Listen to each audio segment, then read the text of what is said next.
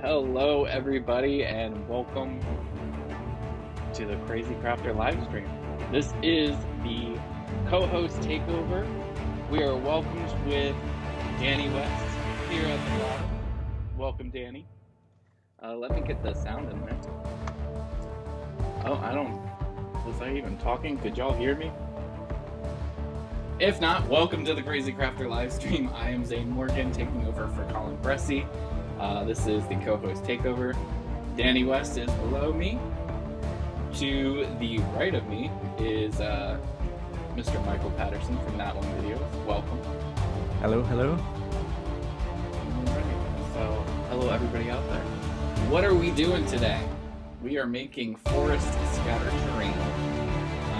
And that is because Collin is now into the woods. So we are going to make the woods.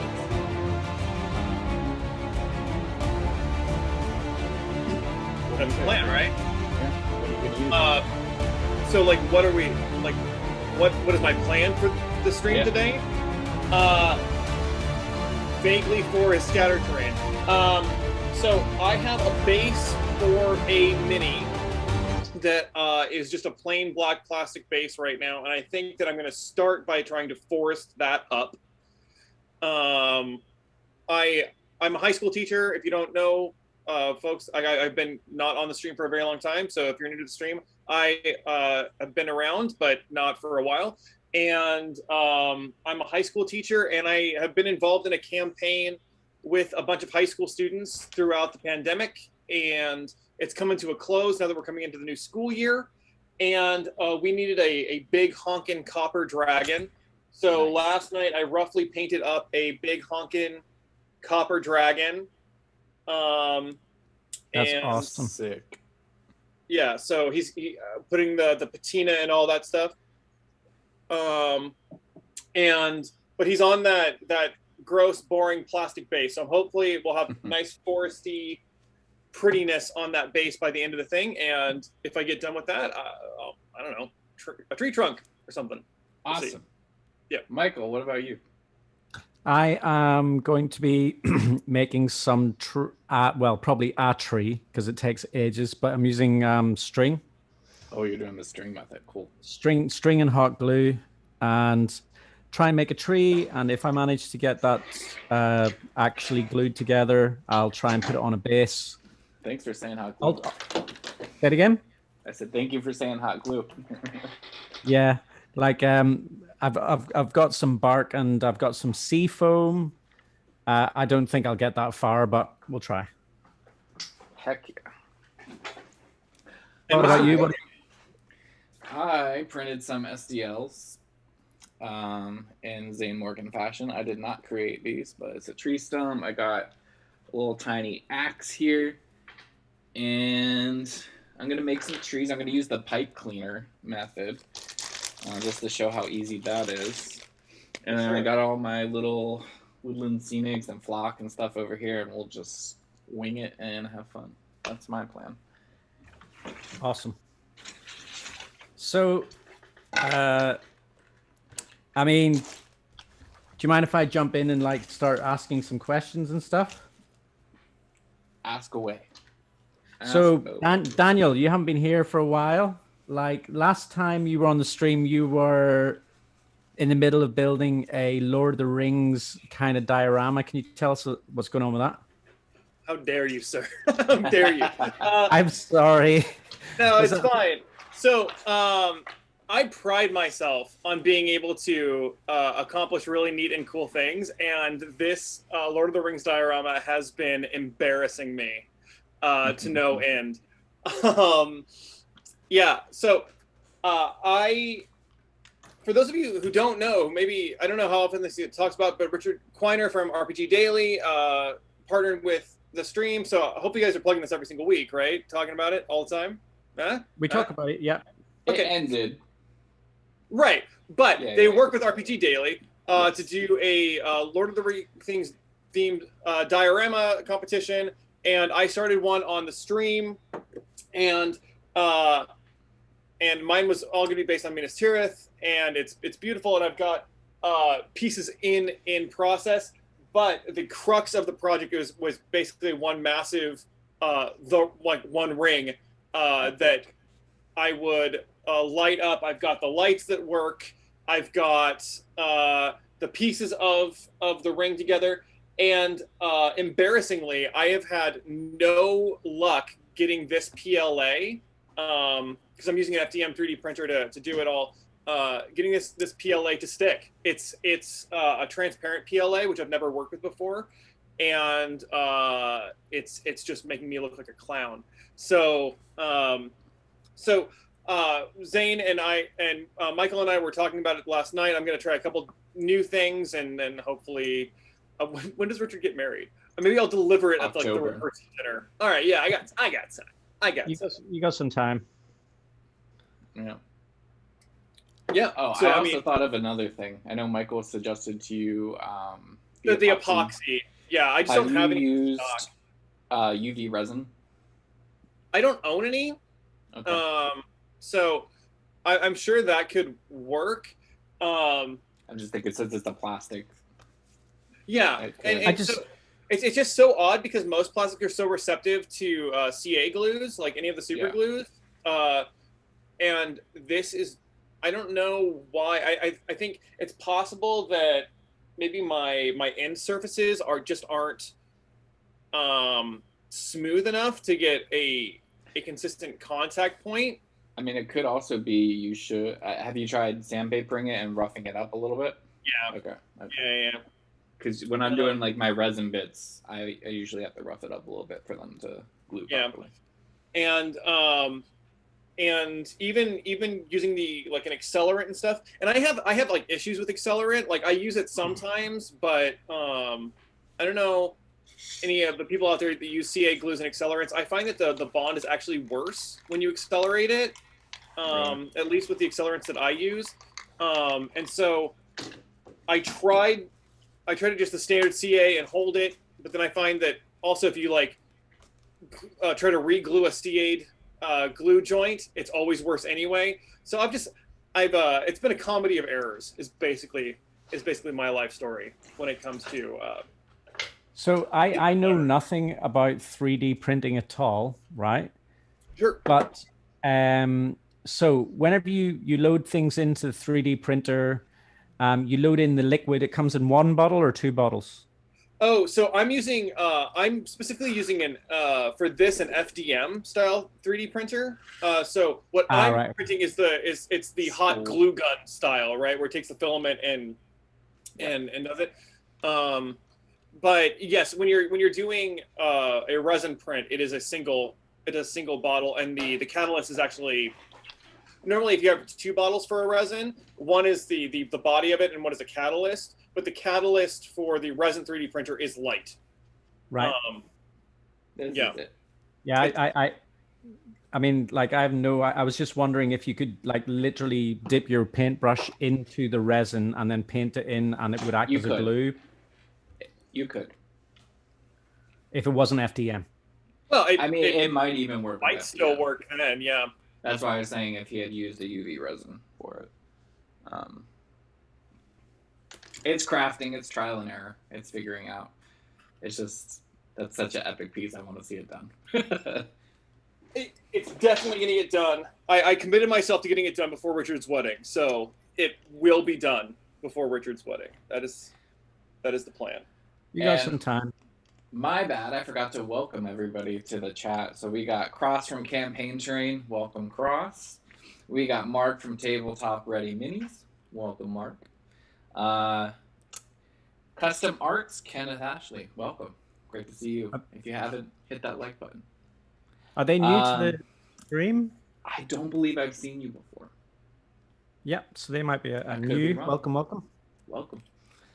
And we got Stefano from Chimera Wargaming. What's up, buddy? Always awesome. And if you haven't said hey in the chat, say hey. So I just hot glued a piece of foam to another piece of foam. That's how far I've gotten. And now I'm going to start carving. I'm going to create a base. I was going to use the hot wire tool, but I don't think I'm going to. So, I mean, I'm making a tree out of string and hot glue. I think quite a few people know that method. You've been doing a method of making trees recently, Zane, with pipe cleaners. Yes. Yep. That you got off. Was it Encounter Terrain? Yes. Yep. It's Joe Levine with Encounter Terrain. So I'm kind of curious how everyone out there in the chat makes their trees. What way do you make your trees? And I mean, Cross makes some pretty cool trees. Yeah. Talk trees to me, Cross. How do you do it? But I'll show the hot glue gun, or not hot glue one, pipe cleaner method here in a little bit. But yeah, I mean, Collin was making hot glue bark yesterday. So that's how I always made trees until I found the pipe cleaner method. And so maybe, I mean, there's certainly issues with scale, and maybe I'm too lazy and not artistic enough when it comes to trees. I just like twigs, right? Like I just like ripping things off of like the dead branches off of like we have a grapefruit tree, and so that particular tree likes to grow a lot of useless sort of like dead weight branches that take from the life of the tree. So just snap those off when they dry out. We're all good. Better way than using the real thing. Yep. I mean, there are certainly differences in scale, right? Like, and that's why we sculpt wood grain into foam as opposed to just using wood, because it doesn't look right, and we can intuit that because the scale is wrong. But yeah, I find that one thing that I genuinely struggle with is trying to be random, like trying to take something that's organic and fake something being organic. So if I find that if you just take things that grew and nature did their thing, it's so much easier for me to just let nature solve that problem. Because I've tried. I mean, I do still use the sticks as well, twigs and sticks as well. But what I find is the way that these twigs grow, often they grow more on one side, or I don't know if you know what I mean, like they go out to the two. Oh, Michael, have you frozen? He froze for me. Oh no. Oh. But I think I get what he's saying. I mean, that's kind of what I like about the natural sticks is, I mean, nothing in nature is perfectly straight, or you get some cool angles out of it. Right. So it's a it's a crapshoot. It's you sort of have to. Yeah, I miss you, Michael. I miss you. Oh, he gone. So that's gonna mess things up on your side, Zane, in just a second. So stand by, stream. It's gonna get funky. But yeah, now we got two of me. Hey. Ain't nothing wrong with that. I replaced you, Danny. Wink, wink. So campaign terrain is thrown out at Nat One Videos, 1 of 3. I use a modified version of your method, like yours, but less gnarled. I sometimes include a central dowel core. I've tried Encounter Terrain's method, but I cannot get them painted, at least with rattle cans. The paint just soaks into the tiny cavities, and the pipe cleaner colors show through. Yeah, I've actually had that. So, Zane, maybe you can speak to that really quick. I've had problems with pipe cleaners as well, just the fooziness, it's real fuzzy. So I haven't painted mine yet, but I mean the ones that I have created,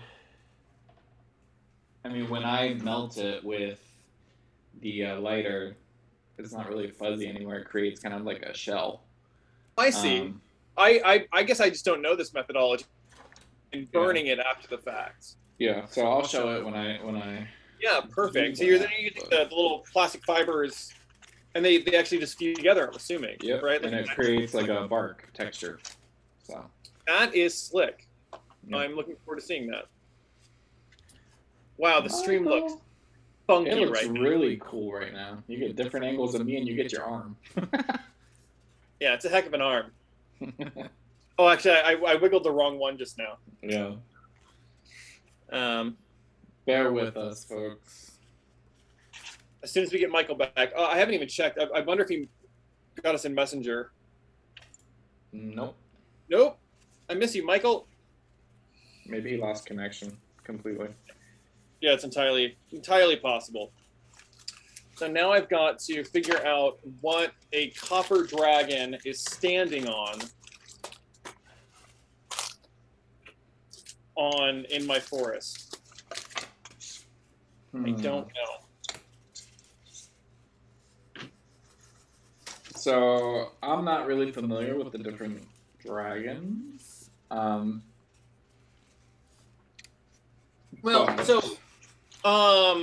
Yeah, it's been pretty classic. It's in Forgotten Realms and Dragonlance and several of the D&D settings. Is that generally speaking, if it's chromatic, if it's a normal color, it's bad. It's an evil. And if it's metallic, it's a good dragon. It's just you throw the alignments on one side or another.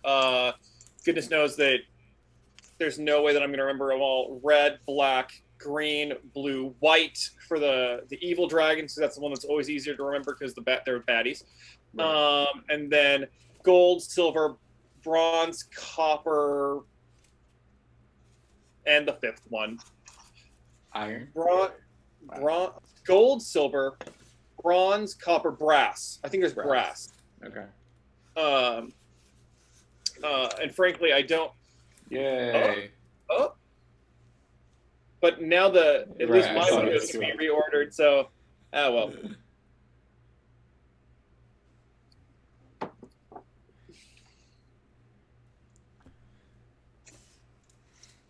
I've seen people use hot glue whoop whoop over the pipe cleaners with both melted and or still fuzzy cleaners. Yeah, for sure.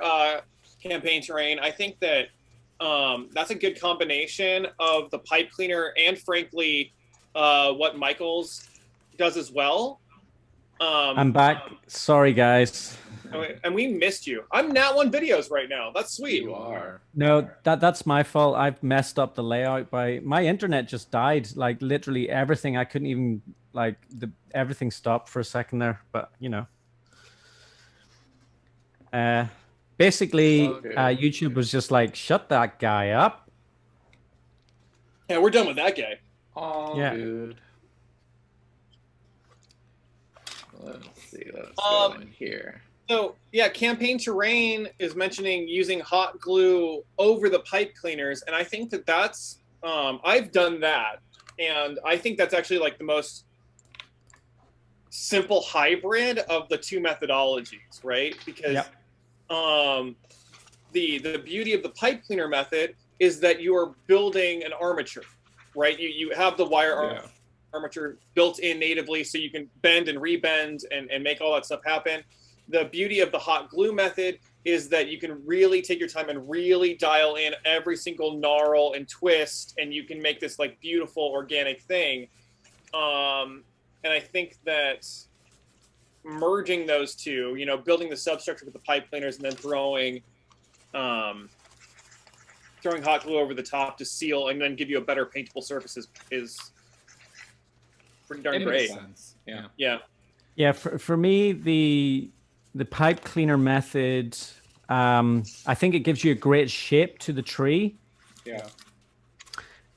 But I don't like the the texture whenever you burn the stuff off the outside. Mm. I don't like that texture. I think it looks like material. It doesn't look like bark. See, I like it. Yeah, I mean, but that's the thing is, it's a preference thing. It's not. I mean, there's no right way of doing it. Like, if you like it that way, then that's totally awesome. And I do like when other people do it. Weirdly, it's just not what I would like for my own thing. Right. Yeah. Well, and then everybody is comfortable with a different level of realism and their own aesthetic on the table, right? I was just gonna say, it kind of has a fantasy look to it. Yeah. So that's something that I don't know how often that gets discussed on the channel in general. Is that like there are different this hobby crafting thing has such a gamut or like a not gamut. That's a different word for a totally different thing. A spectrum. There we go. That's a word that might make sense in this context of use cases, right? Like different people want different things out of their terrain. Some people are doing it purely for the art, right? Yep. They want to make a beautiful, realistic piece of art. And some people need a tree because there's going to be an ambush of goblins behind that tree. And they need it tomorrow. And they need, you know what I mean? And because that's when the game happens. And they're sort of building as they keep up with the campaign that they're running. And jankiness on the texture is probably their least concern because they need a brown cylinder. Yep. You know? 100%. And I think all of that is super valid. All right, so I'm going to go over this method real quick. Teach me. So we're going to take our pipe cleaners, and you can take as many or as little as you want, but the more the better.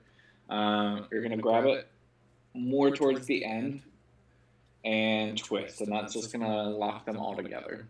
And that's your trunk, right? The beginning of your trunk? Yes, so this will be the roots, and then the longer side is going to be your branches.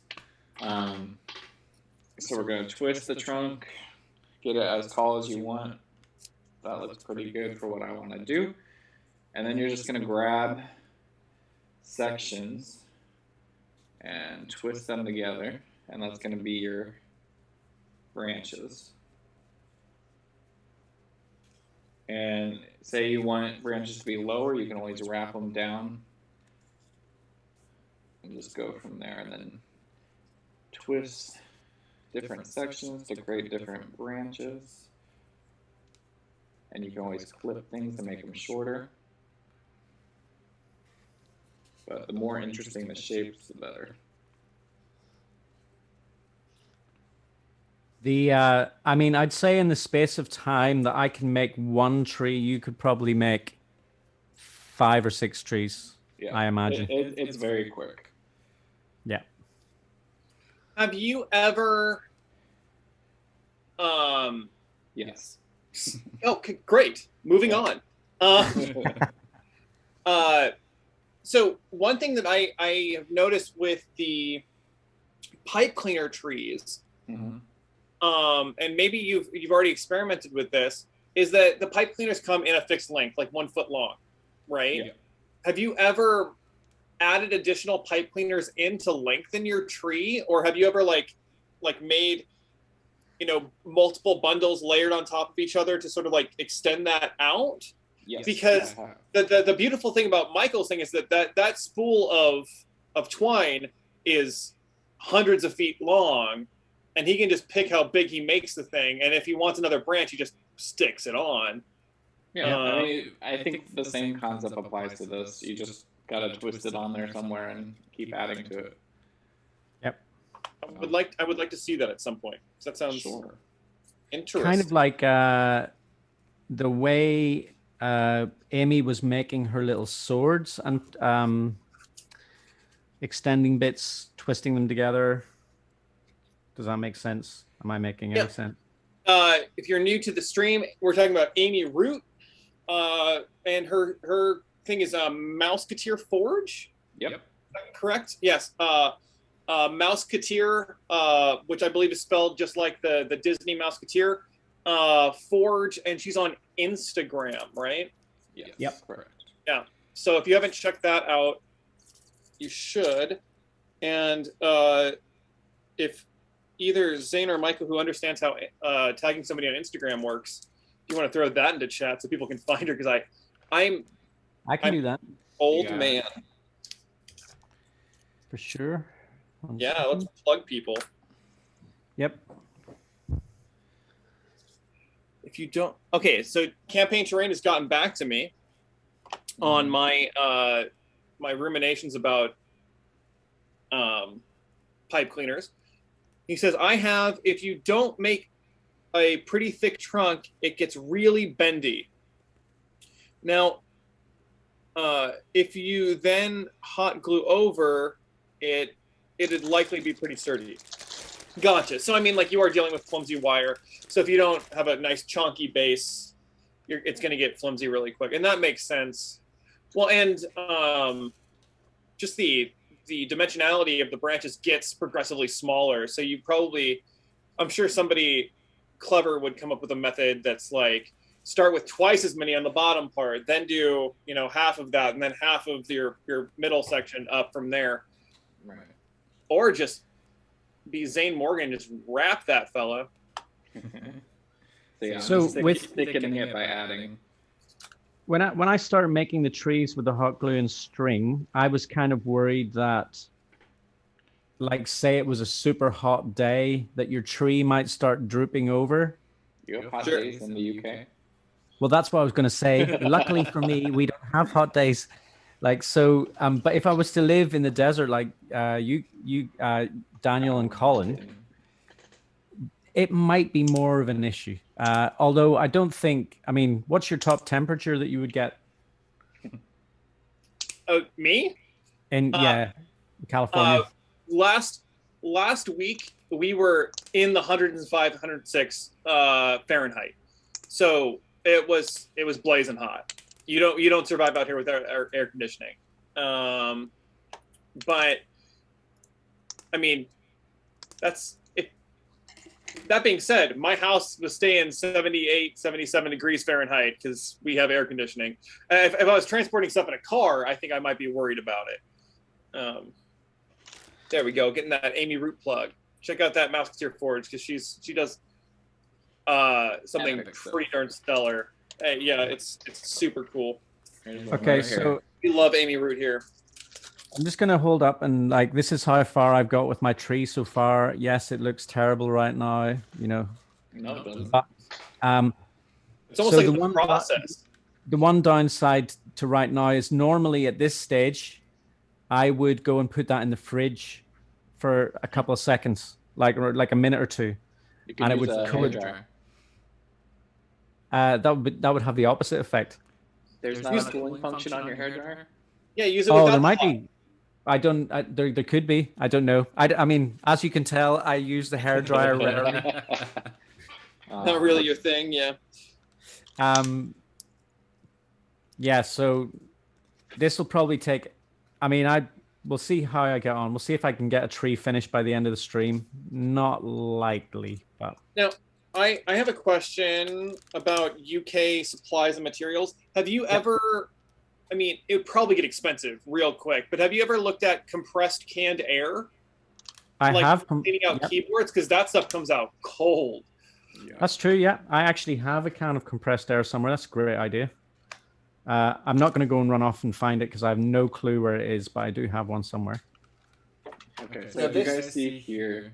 Sorry, Danny. Oh, no, go. We add the flame, it just kind of melts it. Yeah. And the thicker it's wrapped, the thicker you're gonna be. What wizard came up with that plan? I love that. It's super satisfying. I think I have pipe cleaners around here. I might have to try that today just because fire and stuff is cool. Now, if we had Collin's butane torch, it'd be even more fun. Oh, I might have one of those around here too. But like a rookie, like an absolute dummy, I didn't turn on my hot glue gun. I didn't either. What a fool! Feast of fools.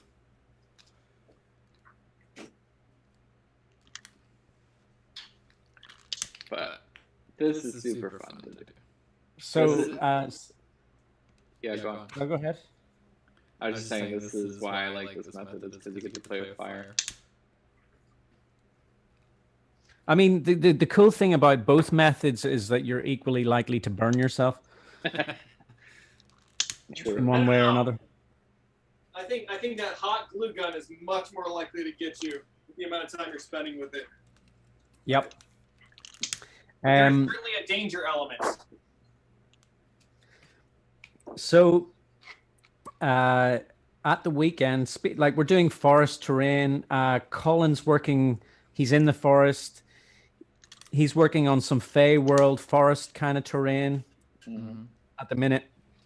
At the weekend, I got to go to Puzzlewood. Have you ever heard of Puzzlewood? No. What? Tell me about Puzzlewood. Okay, so Puzzlewood is in the Forest of Dean in the UK here. It is in Gloucestershire.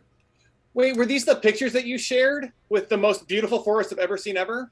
Well, those two photos, those were two of the photos on my phone that I just took randomly. But like, that's nothing, man. That is literally nothing. I've taken loads of video footage, loads of photographs, and yeah, because I'm going to use that for some content at some point.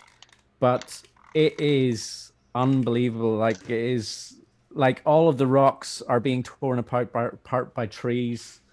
It's just amazing. But we don't have redwoods. I've never seen a redwood in person. They are pretty magnificent. I am jealous. Well, on the Crazy Crafter Convention tour, when we hit California. Actually, it should probably start in California. I mean, that being said, the redwoods are not a short drive from us. LA. California is a very long state. And so it is a bit of a trek to get up there. So it's in, wow, I sound really ignorant. It's in Northern California then. Where is it?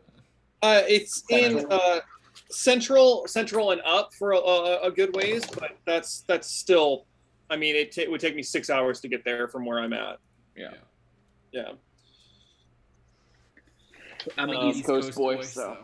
Yeah, no, it's just a big state. Just a really big state.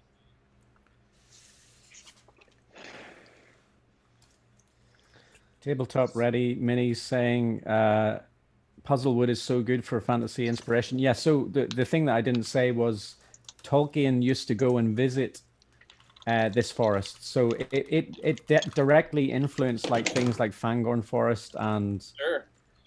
Yeah. That's amazing. So, love it.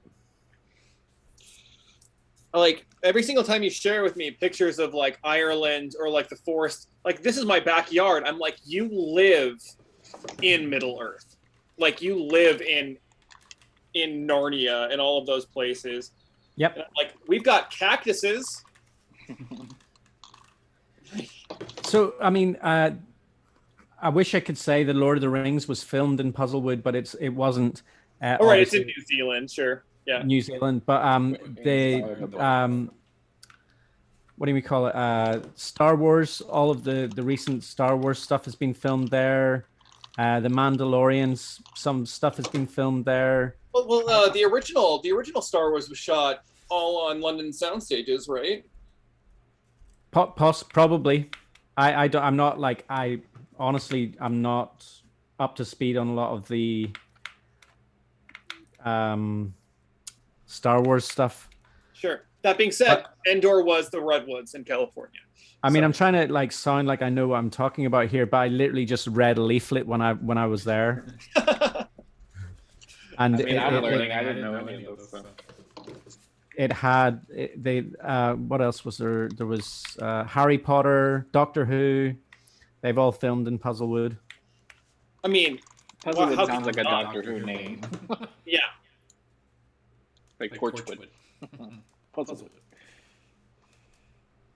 Torchwood drives me crazy. May not have disclosed this. I am 10 episodes away from watching every Doctor Who episode ever. And I'm not talking about the new stuff. I'm talking from 1965 on. Yeah. Me and my friend have been on this journey to finish Doctor Who. And we're in the Jodie Whittaker stuff. We are home stretch, right? Yeah. And it wasn't until like 2 weeks ago that I've even found out that Torchwood is just an anagram of Doctor Who. Whoa. I literally just found that right now. Yeah. So, yeah, Torchwood, which sounds super cool, is just Doctor Who as an rearranged. And I was like I sat there, I stared at a wall, and I was like, it's unacceptable. Well, isn't Bad Wolf Rose Tyler or something? I don't know. Well, it couldn't be. It's not. But Right. as soon as it I was like, well, that doesn't line up. There's no R. There's no R in there. Or T. But yeah, I felt super dumb. I was like, I have watched a lot of Doctor Who, and I'm sitting here and I'm like, I don't think my plan for this base is going to work even a little, but that's okay. Well, it's not working. Well, so I went to the dollar store today, as you are wont to do before a Crazy Crafter live stream. And I saw a thing that I've seen over and over again that is like a cheesy garbage item, and I was like, I'm gonna figure out how to use this. And it may still utterly fail, but they have these things called like artificial moss stones. Yeah. It's foam just covered in flock, covered in, poor quality flock. It's a dollar store. But what I've been doing is shearing off layers of it, and I'm trying to smash it together to make like an undulating hill thing. And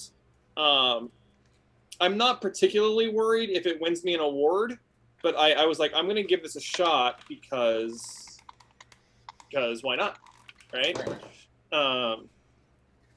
Because I come onto the Crazy Crafter live stream to risk failure in front of people on the internet. Yep, that's what this is. That's what this place is for, man.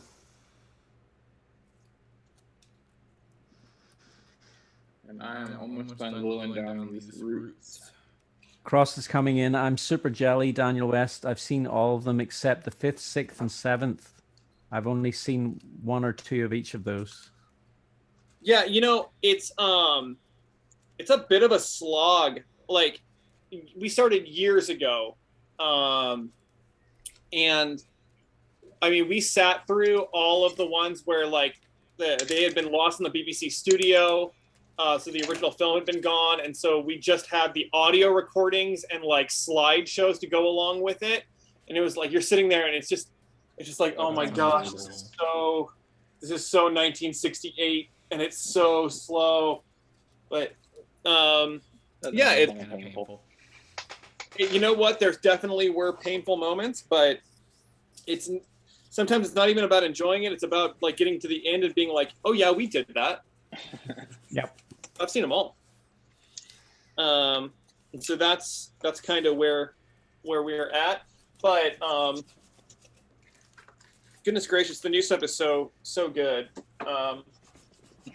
I try to get Frankie into watching the new stuff, and he's like, oh my god, this is crap. What are you watching? And I'm like, it's great. You gotta sit down and actually follow the story and enjoy it. I was like, but if you just look at it from like a CG standpoint, no, it's terrible. No, I mean it's recognize that it's a television budget. Yeah. Right. It's a high. I mean, in many ways, it's a high quality television budget, but right. They're producing on a comparable budget to a feature length film. Like 7 times the amount of footage. Mm-hmm. Like. Yeah, you just roll with it.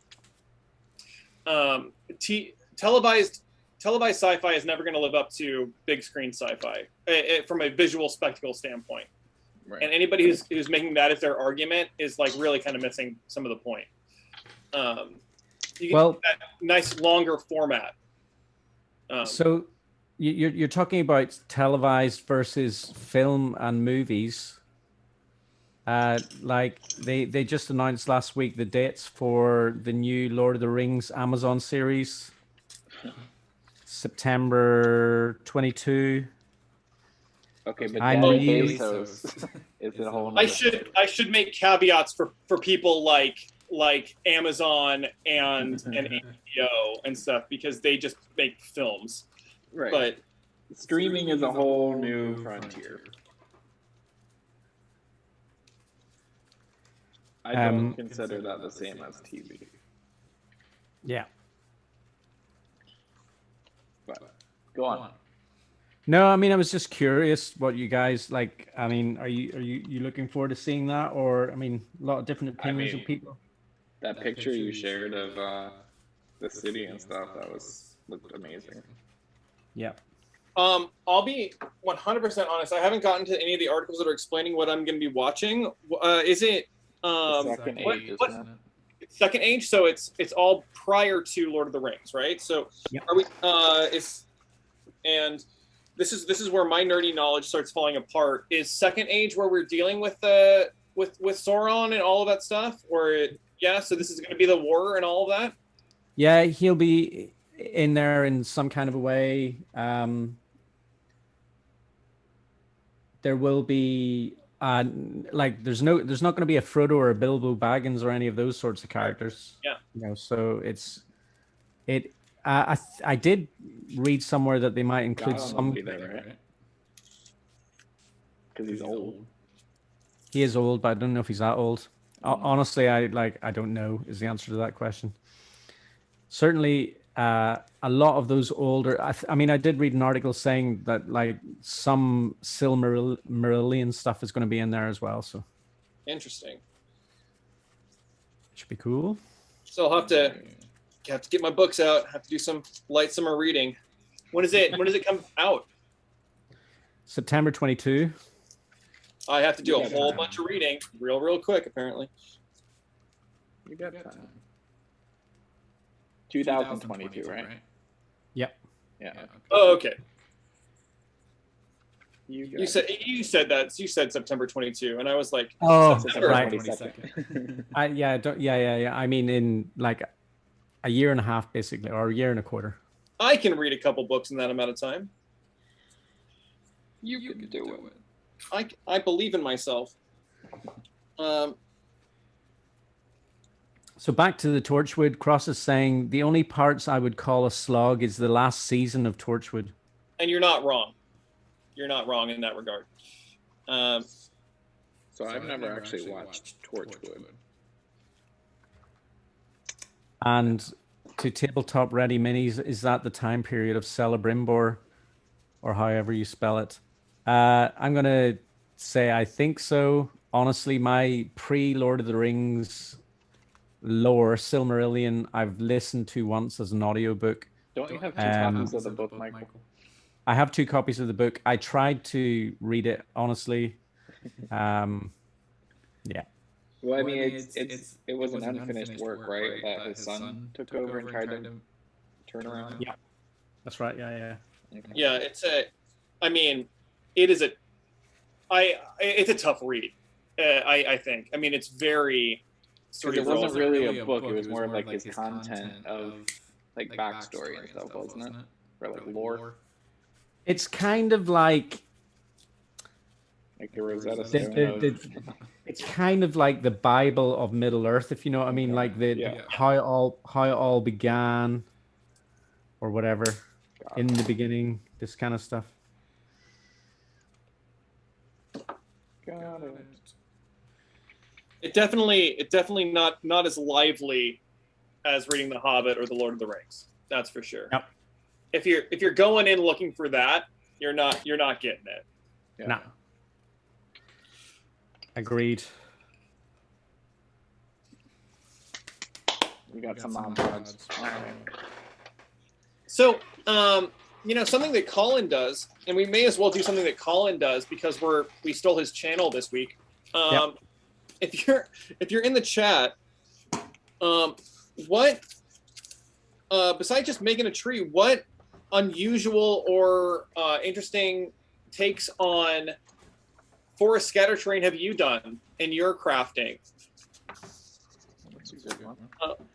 Is there something that you are particularly proud of for forest scatter terrain that perhaps goes beyond just the typical tree? Or is there something that you think always belongs in a forest that isn't a trunk or a bush? Let us know. Throw it into the chat. We'd love to hear from you. Mushrooms. I'm gonna mute myself real quick. Is it hair blower time? Hair dryer? You live your life. You guys are probably still gonna hear it, but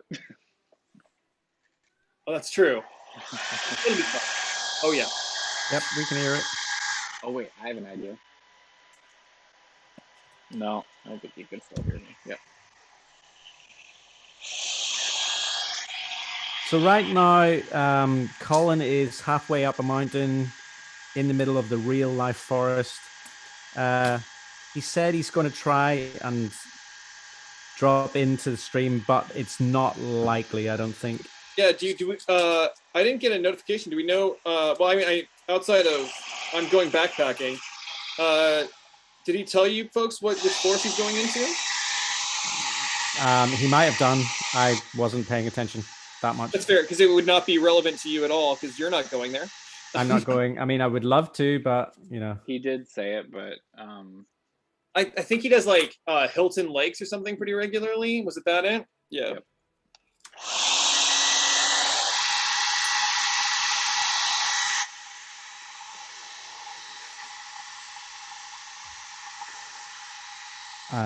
I would love to be doing that right now, or not. I mean, not right now.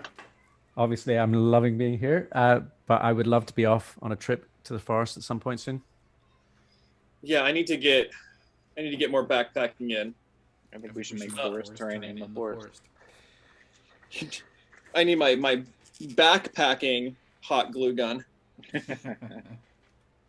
Where am I getting pressure? Let me take a little bit off there. So it's weird, like kind of when Collin's here, is not here on the stream.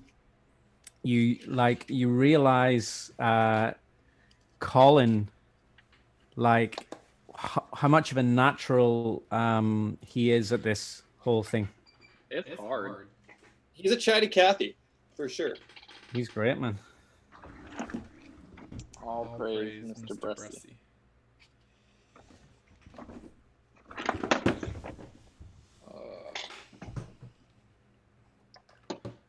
So are you working in the same school as Collin? Is that right, Daniel? Or you've got some connection that way, working with teaching, acting, etc.? So I teach at a different community college. So he teaches at Long Beach City College, and I teach at a college called Mount Sinisino.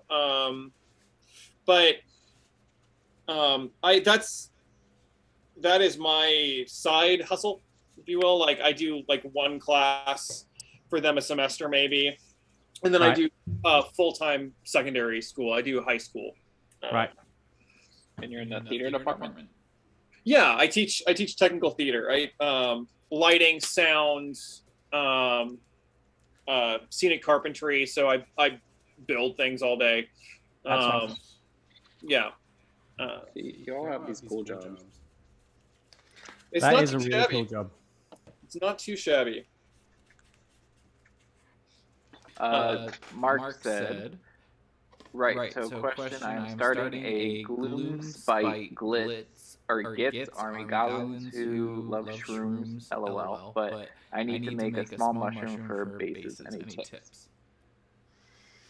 So there's a really easy way to make small mushrooms, which is if you get a sheet of greaseproof paper, and you put little dollops of hot glue onto the greaseproof paper and then let it cool, you get these little perfect mushroom caps, and then you can glue like a matchstick on or some kind of like twig on the bottom for the stem of the mushroom.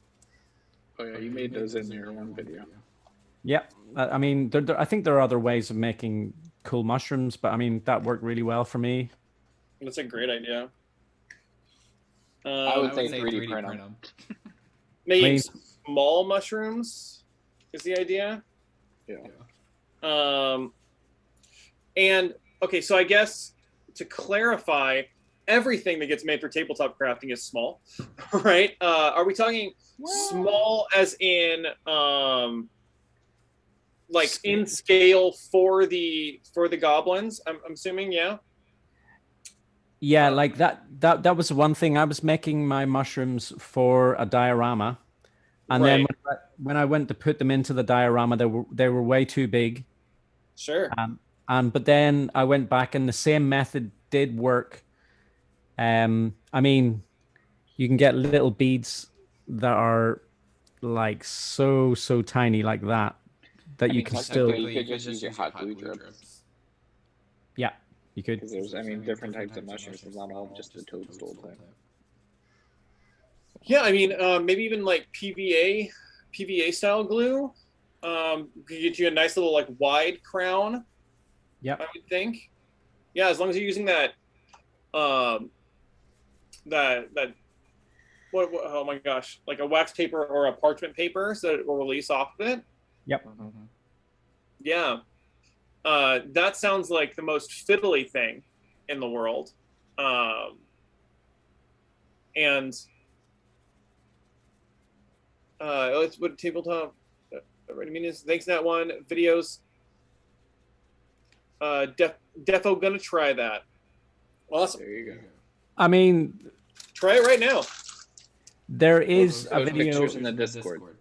Yeah. There is video. Not this isn't a shameless plug. This is just because we're talking about it. But there is a video on my YouTube channel about that. Shameless plug. It is a shameless plug because Be shameless. Plug it. No. Family. And actually, do that without shame. You've got a resource. You've got a resource specifically on that topic. That's not. You shouldn't be ashamed of that. That's useful. It's Exactly. pertinent. Actually, once this bit's solidified, I will show you the little diorama that I've got those mushrooms in, and they look cool. I don't know if that'll come up on screen very well, but Yeah. There's only one way to find out. I'm always going to see some Michael Train. where's Tina when you need Tina? Tina left us. Yeah, what's she doing today? She has dinner with her family or something going on. Ugh. She didn't choose the phone family. She's gonna be having dinner with her real family. We are her real family. That's what I'm saying. So I'm just putting everything in brown right now. Makes sense. And then for the ground, I'm probably going to put some coffee grounds on it. But just to cover up the Mod Podge and the foam. I mean, so Tabletop Rennie Mini's saying I would, but I need a hot glue gun and my crafting supplies are still growing. So you don't have a hot glue gun. It's like not having a left hand. This hobby, right? I often whenever I come across something like this, I find myself running around the house, opening drawers and looking in the drawers and going like, that'll do, this'll do, that'll do, this'll do. Yeah. You know what I mean? Like you can do so much with very little. Yeah, that's the beauty of this hobby. You really don't need all the fancy tools. No, I mean, find something that has got a little round top and a flat base and stick a twig on it and then paint it. I've seen people use pins. Mm-hmm. Yep. Just pins. Like literally, you can use the thumbtack ones if you want the really wide, chunky ones, or you can just take a pair of wire cutters and just a little tiny, cheapest push pins. They've got that little round top. You just cut them and you stick them in, and you paint them up. And if you want the fiddliest, smallest little mushrooms, those are probably your jam. Yeah. See those little ones? Oh, look at those so adorable.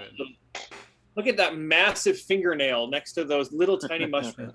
So those are. I mean, if you're putting a 28 mil mini beside those, they're still probably large. Sure. But they're not terrible. There we go. And at a certain point, there's got to be some allowances for the fact that, like, if those were genuinely in scale mushrooms next to a 28 millimeter thing, there would not be mushrooms on that diorama. Right. You know, like it would be a static paint. Yes, static grass is too big. Yeah. But if And that kind of harkens back to sort of kind of like the beginning of conversations here is if you want it perfectly realistic in scale, at a certain point you know it just doesn't work, right? Like that goes into the whole scale debate and all that. Yeah. It's fantasy. End of the day. That's how I'm looking at everything. So one of the things that I'm going to try for the first time today is, because we're talking about different things that you can use for forests, terrain, and scatter, is this stuff is the sea foam. Yeah. It's really, I mean, I still haven't used it, but I mean, I've seen other people use it to an amazing effect within their trees and their foliage and stuff like that. Yeah, very similar to like reindeer moss. Yeah, I love that stuff. Yeah. My only concern with it is for tabletop gaming, it's very fragile. Yeah, it can get very brittle. I mean, it is. Dioramas, yeah, sure. Some of the first trees that I ever made, and this is before like this community existed or like YouTube crafting was a thing, were just dollar store flowers, right? I just ripped all the flowers off of it and used the armature from flowers and then covered them in reindeer moss and stuff like that. And for somebody who was just winging it, like, and just sort of learning, I think they looked pretty good. But within a year or so, that reindeer moss had gotten so crumbly and so brittle to the touch that they really just weren't usable. They weren't viable anymore, which broke my little crafting heart because you know, you fall in love with the first things you do, right? Yep. Yeah, I mean, it doesn't take long. Once you start making stuff, it doesn't take long to look back and go like, whoa, that's... what was I thinking? Hello. Everything I make, I look back, I'm like, I mean, for a couple of weeks, you're like, this is like, oh man, this is the best thing ever. I figured it out. I am a crafter. And then like a month later, you're like, who made that crap thing that's sitting in the corner there? I mean, that diorama that I pulled down there, like, I'm still pretty happy with that, but the flocking on it is absolutely atrocious, and I would like to go back and fix that one up. The paint job on it's terrible. But that's also the beauty of the stuff is you can go back and change things or repaint. I mean, if you have static grass on it and stuff, that's a little more difficult, but ultimately you can change things. The only in-scale problem I personally have is monstrously large stuff like books. Most crafter books would really be about 18 inches wide and 24 inches tall. That's true. Yep. That's a good point. Yeah, I'm the same as that. Like with cross, like scale is very rarely at the front of my mind whenever I'm making stuff. I just want it to look good.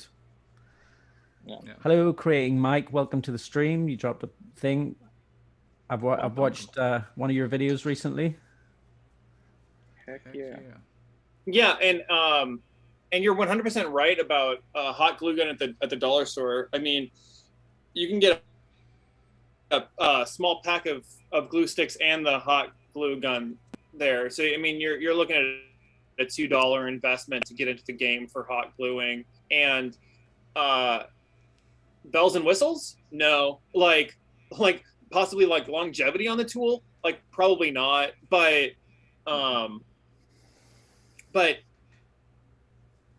I think that starting with that dollar tool is just fine.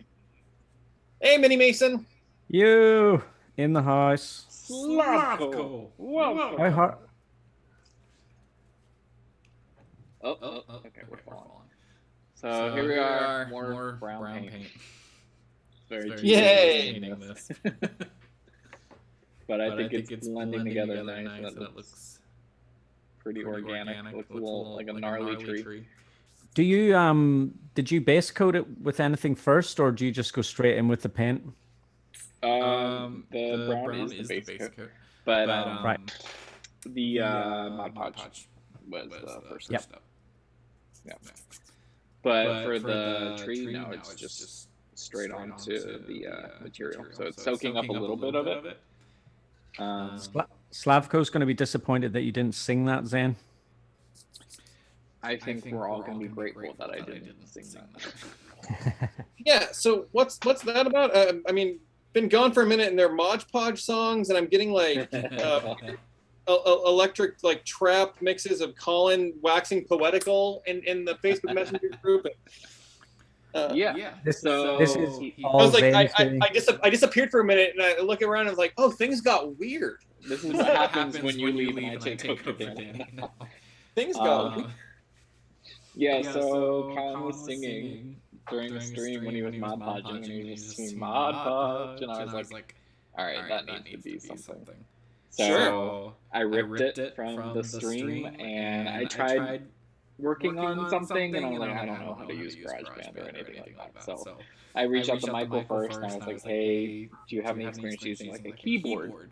He was like, no, and I was like, all right. So then I went over to Slavko and asked him, and Slavko sent it to his friend, and here we are with multiple mixes of the same song, and it's just awesome. And that's why his friend is Wegovich, and he's made it available on like TikTok and Instagram and all that. So. That's so funny. Apparently, you are echoing, Zane, according to the chat. Oh no! I don't know if that is. How about the echo, guys? I wonder if that's kickback from our things, like if it's a loop back from our Zoom call. Now that's a tree. No, everyone's saying I'm echoing. Put it on the table. We're done, right? Yeah, it's getting there. Like, I actually did think one kind of tree that I love is the weeping willow tree. You know, you have the big trunk up the middle, and it all comes down. Still, I haven't attempted one of those, but that would be a cool tree to manage. Like, if you could manage that, I think that would be hard work to do really well. Yeah, because I've struggled with weeping willows, not in tabletop crafting. Just burnt myself blank. Guys, let me know if I'm still reverbing. Sorry, I mean, No. We can't hear the echo here in Zoom. I can't hear it. Right. I mean for the chat. Oh yeah. So I've had a love of so creating my thing. It's significance, which is then I'm trying to fix that. So while Zane frantically learns audio stuff for OBS, and by the way, fantastic job, Zane, being a hero, stepping in, learning OBS so you could run the stream this week. Yep. Thank you. I'm trying. You're succeeding. He said better. I was very relieved that Zane did that. This would not be my would not be my forte. Yeah, so not your problem. Yeah. Yeah, not my problem is what I should say. But weeping willows are hard, man. Like I've never tried them on the tabletop crafting, but it has been one of my goals to make one for the stage that I could be happy with, and I have failed at least 3 times making something that I was truly happy with that would represent a weeping willow, just because there's a very specific look. It's it's so even from from the whole way around. It's just like a beautiful. It's Shower of not foliage. just the fact that it drapes down. It's that there's a textural quality to it while it drapes down. Yep. And I've tried a few different ways to emulate that and just never quite happy with my results. So you still haven't landed on it yet? You still haven't got the technique? Not for the stage. I'm sure there are people that are wizards that can do it. Or, you know, I haven't seen a lot of Weeping Willows on stage, so maybe it's just a fool's errand. But see, I have bad memories of Weeping Willows because my brother used to break off the the branches and whip me with them. Oh, when we were kids. so a whipping willow. Yeah, a whipping willow. Yeah. I can hear the sound. It's just like. Sound is all good now. Old Man Willow would be an incredible build. From Creating Mike. Mini Mason, it's cool to see Danny back on. We all agree. Yeah, it is. Yeah, we missed you, Danny. Oh, I miss doing this. It's fun. It's a good way to spend a morning. So you're saying now that you might be a bit more available to come back on a bit more? I would think so. That's cool. I was explaining before the stream, if anybody out there cares, that because I'm a high school teacher, my school year time is pretty well regimented. You know, I got my Monday through Friday job and all that stuff. But as soon as summer hit, it became really hard to guarantee that I would be around on a Saturday, just because my wife and I and my son got vaccinated and things started opening up a little bit more. And we had a whole year and a half of being locked inside. And it was sort of just a disservice to my family to not be able to just go camping, you know, get out and do stuff. And so as the summer started, I was kind of like, I gotta take care of the fam bam. They got to do stuff. So I mean, I'm glad that you're able to do that. I mean, now that's winding down because of all the stuff, you know, but all the stuff in the world. But we had some time this summer, which was nice. Yeah, that was awesome. We actually just welcome got people the back order. to my messy garage. We just got the order back at my job that we have to start wearing masks again, starting Monday. So Yeah. that's because before it was if you were vaccinated, you could opt to not wear your mask, and now they're making it mandatory again. So Guys, we're not out of the woods yet. we are not. Was that a pun? Is that Michael Patterson coming in hot with the puns? Yeah. Look at this guy. I mean, it's not my usual forte, but you know.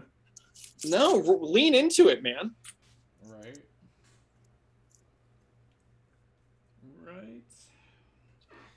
So painting branches sucks. I'm just gonna Yes. say that. Yeah, painting trees is a pain. I mean, I'm a rattle can guy. I'm like, base coat that. Find a flat brown in a rattle can. Yeah. But again, the conversation continues. I'm the guy who needs the brown cylinder for the game, and I'm willing to be like, it's a brown cylinder. We're calling it a log. And you guys are like artists and making these beautiful things. So I I've seen your stuff. You're an artist too. I mean, I was fishing for compliments, so thank you. I was clearly just looking for somebody to blow up my ego. Today's project is not an art project, but that's fine. We're still trying to catch up with you, Danny. How's that? In terms of your ability to make stuff ridiculously fast and ridiculously good looking. I mean, it's irritating. Well, it's all theater, man. He cooking shows it, I swear. He has it already made in the corner and he just brings it out last minute. Yeah, when I go to get my refill on my cup of coffee, just watch my hands. It's all sleight of hand. You don't have the cup that looks like it has liquid in it, but it's not. Right. So it doesn't spill. and thanks to the magic of television. But I think that what I've noticed is that I really do hold to like a theater mindset of a lot of the stuff that I build, and what that really comes down to is that your guys' stuff photographs beautifully. Like I really enjoy looking at your stuff on the end of your builds or when you put it up on the social media or whatever. And my stuff tends to follow this theater rule that it has to look good from a certain distance. Like my stuff really does not hold up to scrutiny a lot of the time. And I'm not going to win awards for it, but it's a principle inside of theater called aesthetic distance, right? Like if you know that your audience is going to be 25 feet away from the set piece minimum, it has to look like the thing from 25 feet away. You don't have to make it pristine at you know. Well, it's like stage makeup. You paint your face in brighter colors so that it stands out more. 100%. Yeah, and so a lot of my stuff, when I hold it up on the thing on here, when it's taking up a little tiny part of the screen, it's like, yeah, that looks great, and I'm like, and I'm fine with that. Especially if my aesthetic distance to the stuff that my players might play with is 3 or 4 feet away. You know, it's in the middle of the table. They're not picking it up and looking at it, and I can live with that because I need a little bit of balance in my life. I can't make amazing, beautiful things all the time. So just quickly, Tabletop Ready Minis is gone. Have a good evening. Hopefully he might join us again later. And also, Zane, apparently you're a little quiet compared to me and Danny. And then, because I'm away from the mic. Right. And then going back to what Danny said about, honestly, if I wasn't making YouTube videos or posting things on Instagram, I would settle for a... Uh-oh. Oh no, Michael again. Ah! All right, well, I will answer Slavko. He said, looking cool, Zane. Did you use wires? So yes, technically they are wires, but they are pipe cleaners. So I used the pipe cleaner method there, Slavko. And yeah, I think it is working. This is my first time painting one up, so usually I just let them sit black. Go on, Danny. Oh no!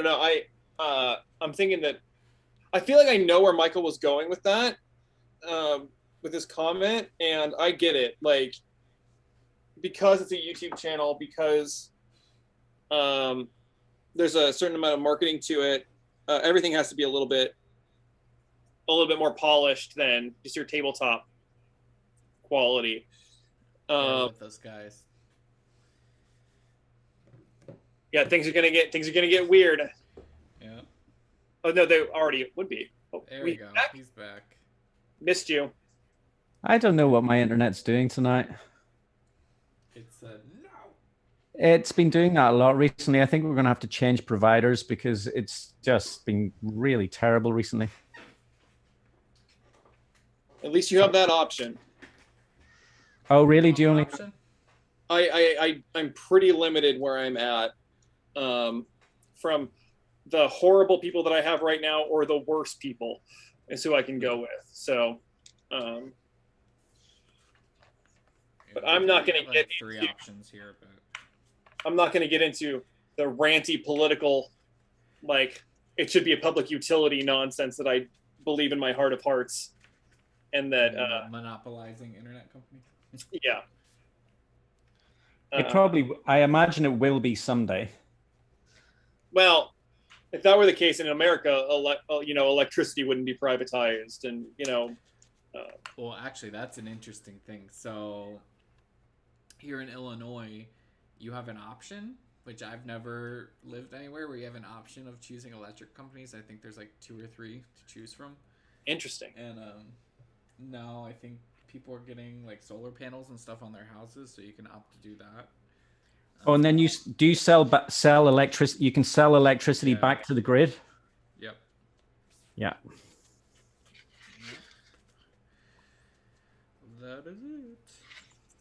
but that's all new to me. And in Florida, it's like, nope, it is one thing.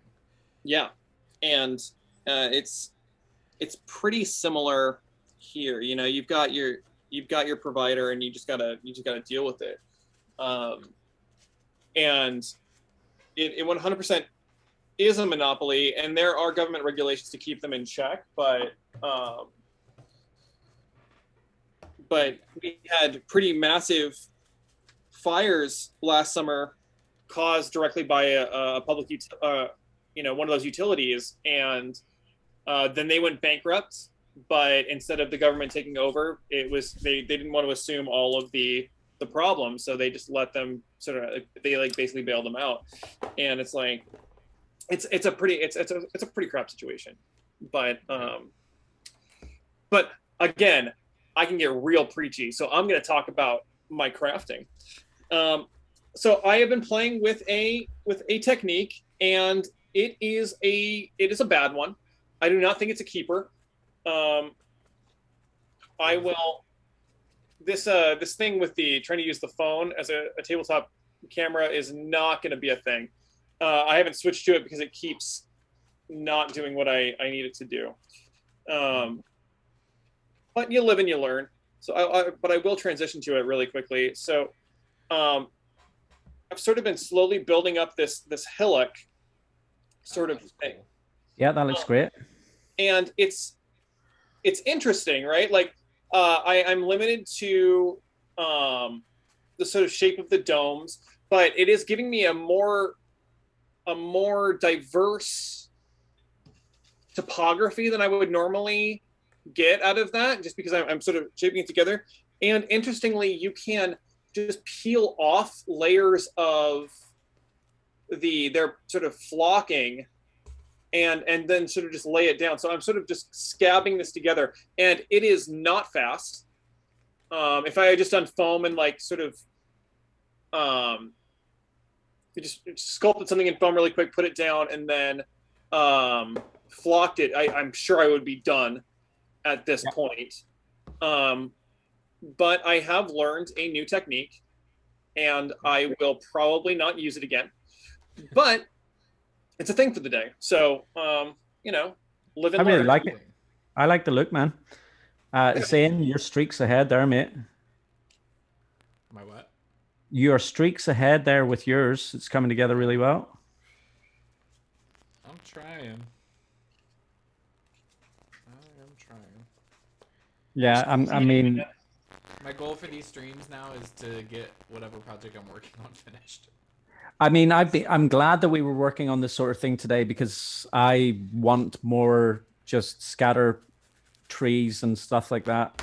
And it's the sort of thing that, because you're building other things, you don't get around to sitting down and doing it. So, yeah. But this tree, it's probably going to take me a lot longer than just the stream, because I'm using this method. It is a slow method, but I do love I do love the method. Well, and due to the fact that you're doing the channel and stuff, so much of your time has to be devoted to set pieces, right? I mean, like that sort of epic build and set piece stuff, which is great. I mean, they're beautiful pieces, but you're sacrificing your sort of generic playability for the tabletop, right? So a lot of the things you're building are either one-offs, if you're going to use them in the tabletop, or sort of like, suspend your disbelief, guys. I know that this is on Mansoul, but we're going to use it as, we're going to use it as this, 100%. Yeah, totally. Gladly, I do have enough, like say we want to make a game. I've got enough small pieces and bits of scatter and all of that to go already. Little buildings and all sorts of things like that. So, I mean, often I'm just like kind of doing dream builds kind of thing at the minute, I guess, on the YouTube channel. I am going to do some smaller builds, but like, the way I see it is, okay, so like if I'm making the channel, it's hopefully a resource for people to learn how to do certain techniques, but you can pick up more than you can pick up a whole list of techniques from one video because it's a big video, if you know what I mean. Right. I mean, there's anybody who doesn't realize that you can just use part of what you're doing to make something smaller is really kind of missing the point. Exactly. That's the way I think it's about. Like, yeah, you might not have time to build this whole build, but I've just made some rock textures. I've just made some, pillars or whatever it may be. Like, take bits of it and turn it into like, oh, I could use that bit. I could do something cool with that. Yep. 100%. I think that's what makes our builds more complicated too, because we're trying to do all these different things. But the build necessitates it, right? Like yeah.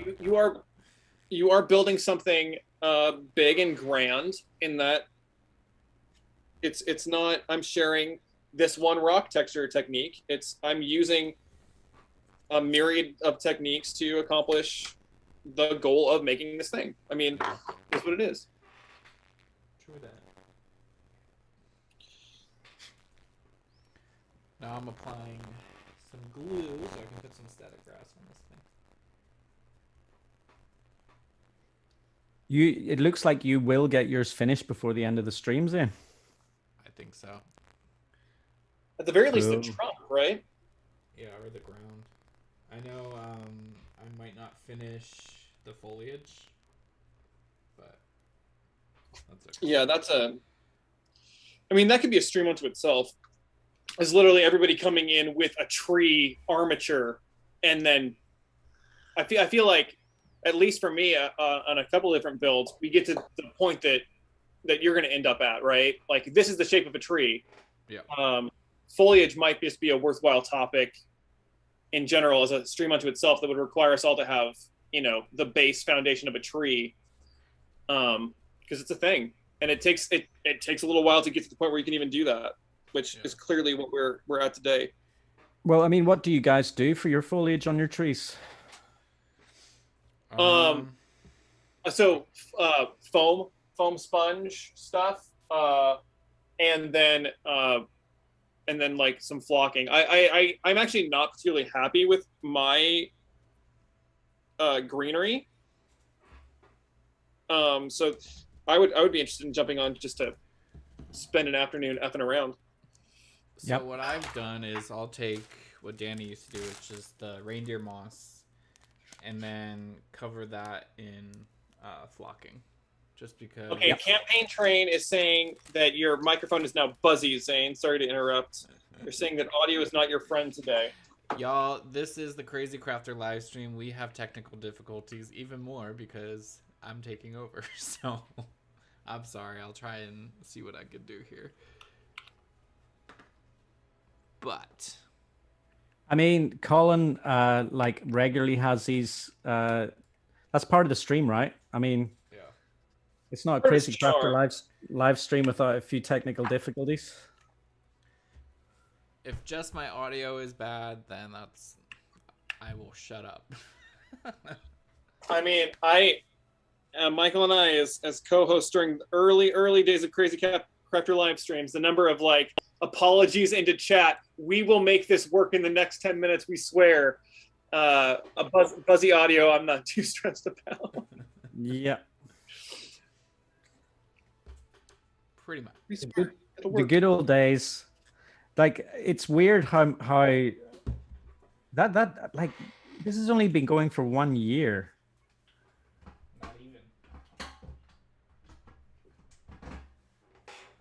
Not even. It's a year in September, right? Yep. I think that's right. Yeah. September 13th.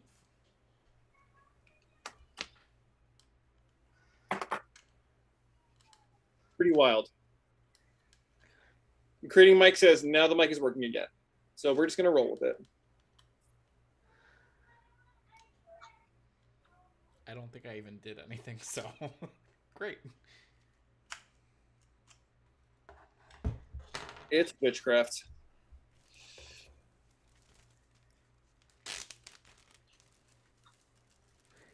If you were making a willow tree, would you use static grass as leaves from the mini mason? Static grass as leaves.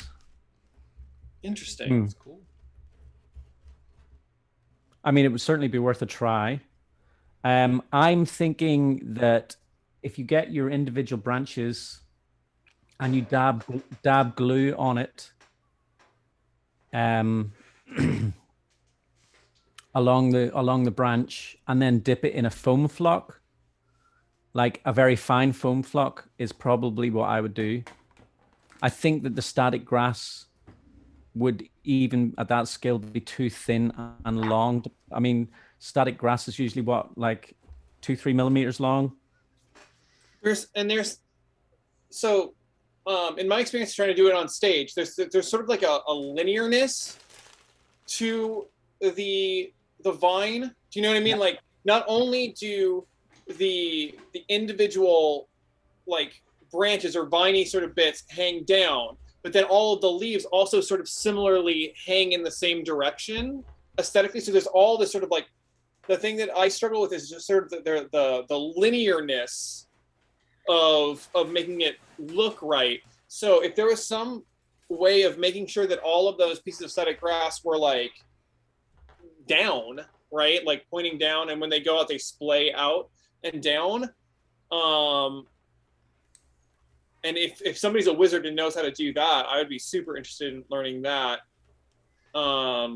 This sounds like, I mean, I've never seen someone successfully do it really well. I mean, on crafting channels, there's bound to be like a bonsai tree channel, or like, you know, like an obscure kind of crafting channel out there that's done this somewhere and done a really good job. And if somebody finds it, share, because I want to try to do it big. In fact, I'm doing a show this fall that I desperately wish I could get a weeping willow tree on stage. And the closest I've ever gotten to getting the aesthetic that I wanted was by using camo netting. And instead of using the camo netting in a sheet, we took the camo net and we cut it into strips. So it had that like twirl. It's really hard to explain, but you basically just take the camo net and you cut it into long linear strips. So you get this long sort of janky, jangly thing. And we hung it in clumps and strips down. And it was definitely an artistic expression that was supposed to represent weeping willow tree and was not a weeping willow tree. It lit beautifully. I mean, it had so much texture and lit beautifully, but it wasn't a weeping willow. And man, if somebody can figure that out for me, I'll buy you a beer. I mean, the thing about it is it's doable. Like, I have no doubt in my mind that it's doable. Like, you stumble across the idea and then everyone will be doing it. Do you know what I mean? It's a good thing to be mulling over. Yeah. And I'm like, my brain's going to be working on that now. Like, weeping willow. Let's see, how can we do this?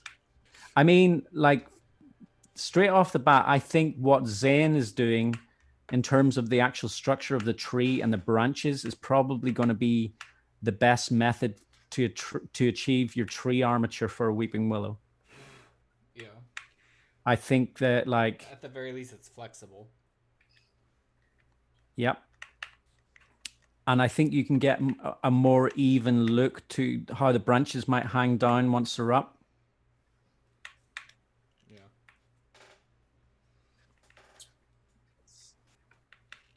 So you probably should do your static grass once your paint is completely dry, because now my tree is fuzzy.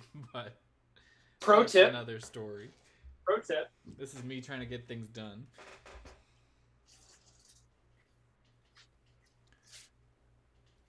Well, let's see. I looked in a bag and I saw a thing. Another thing that I've used a lot for bases for foliage is the green scrubby sponge. I love the green scrubby sponge for the base layer of trees. I think Minimus Ross is uses that. Yeah. If I remember correctly from his. You can just stack it for like a really. I know several people have done this on YouTube already, but you can just stack it in sort of different layers to get like a conifer of some kind. Conifer is like a pine tree, right? Yeah. Yep. was like, I'm going to use the real word. And then I was like, oh, did I just make a fool of myself? But yeah, you can stack it to make a conifer pretty easily, but it's more of a stylized one. But you can also shred it and like pull it apart. Right. And it works really great for building up mass, as long as you keep your edges not straight. You got to make sure that you muddy up the edges, and this stuff works really good because it starts green at the very least, right? Saves you one step. Sorry, I just looked up where I saw that.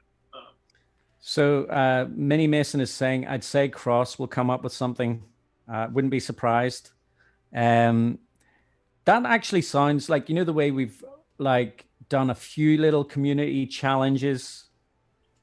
That sounds like a fun one, is like who can come up with a really cool way to do a willow tree. Yeah. There you go. Get like, just do a very, I mean, we'll chat to Collin and see if we can maybe make that a thing. Where, yeah, we'll just do, right, the crafting challenge, this month, make a willow tree. Scale isn't an issue. Preferably a giant one for Danny. I mean, Campaign Train literally just came in and said, I can figure out how to do a weeping willow for the stage at human scale. Go on. Please do. Ideally something that doesn't cost me $30,000. Like that. That's the real issue. Is like, but can you do it for $300? Yeah. I'm shocked that that's even your budget. If it's for a really cool tree, you'll shell out. Yeah. And the issue with trees on stage is more often density. Trees have a lot of leaves. Like there are a lot of leaves on a tree, and if you try to replicate that in any realistic way on stage, it's just, if you're trying to like buy the foliage to make a tree, you're talking crazy amounts of money. Just crazy amounts of money. So if you watch the extras of the Lord of the Rings, the party tree in the field in the Shire. Yeah. That big tree, apparently because they weren't in season.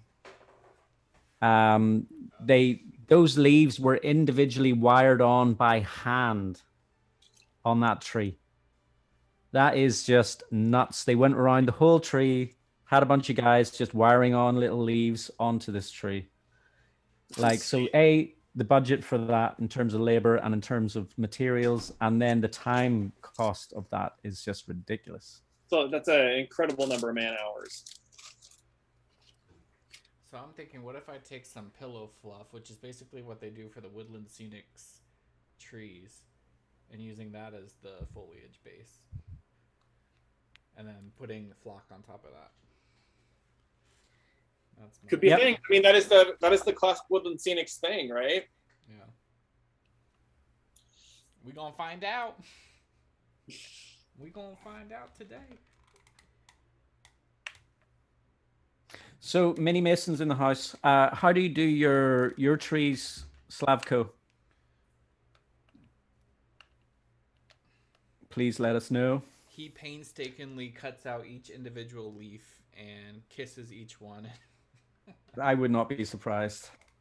Knowing Slavko, yeah. Just takes 50 years to grow a bonsai. You took the words out of my mouth, man. In 46 years, he's going to have a forest of little terrain trees.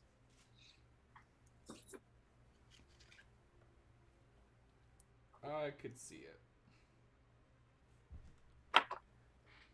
Use heavy twine and weave in fake leaves. Yeah, then hang the twine for any reasonable willow-looking tree. Yeah, it's I don't know. This is probably not a search that like normal human beings do. But if you've spent time and actually like calculated like fake and plastic leaf prices, it's enormous when you really get into just the sheer density and quantity that you need to build a tree. We keep boxes of flowers and boxes of leaves and all of that stuff just in stock, because whenever we take the time to actually invest in something like that, it's an investment. So and that the heavy twine and putting leaves in, that's probably about as good as you could get, right? It's has anybody ever like talked about the golden triangle? Because it's one of the topics we do in technical theater all the time. There's like a golden triangle for any and every project, where each point of the triangle is good, fast, or cheap, and you can only have 2 of those for any given project, right? Make it fast and cheap, it's not going to be good. Yep. Yeah. And that sounds like, if you were going to weave in your own leaves, you're probably going to save a lot of money doing that, but it's going to take forever. That's a great video idea. The golden triangle. That's a great video idea right there. Slavko said no, he doesn't kiss every individual leaf. I don't know if I believe that. You can't disprove a negative, but I don't buy it. I mean, we say that as I guarantee you right now, as Slavko is listening in, he is probably cutting individual shingles right now. Sure. I don't doubt it. Don't doubt it one bit. I can't talk down to individual shingles because that's definitely my old method. I mean, you have since kind of leaped into the realms of sanity with this new method that you've got. I mean, I'm hoping. There's probably still projects where I'll do individual, but and campaign pine trees. Oh, sorry. Oh no, you didn't go. Slavko has only made pine trees till now, and what I did use Christmas village trees, washed and dipped the Mod Podge to stiffen them, pulled the branches downward to simulate weight. That's kind of what I was going to use today. I was going to de-snow my Christmas village trees and reflock them, but I wanted to do something more fun. So, but that'll do it. I mean, and then campaign terrain, 100%. You can cut your own leaves. One of the nice things about working in a high school is that I have typically I have lots and lots of slave labor.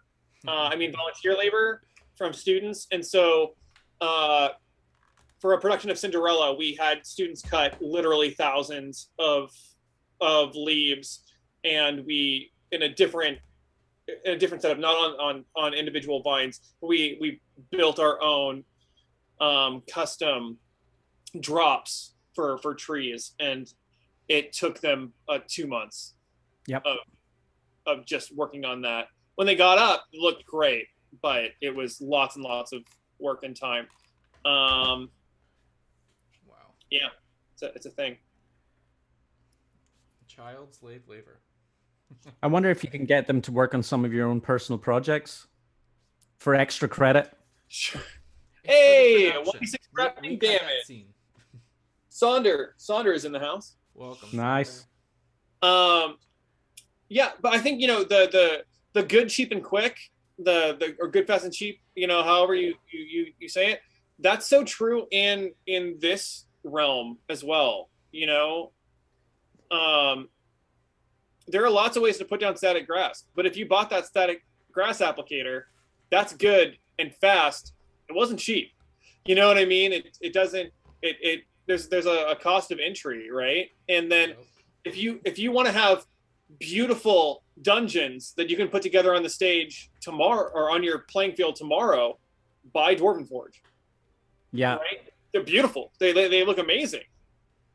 They're not cheap, right? So the people that are in the crafting world are constantly balancing that good, fast, cheap mentality. I think.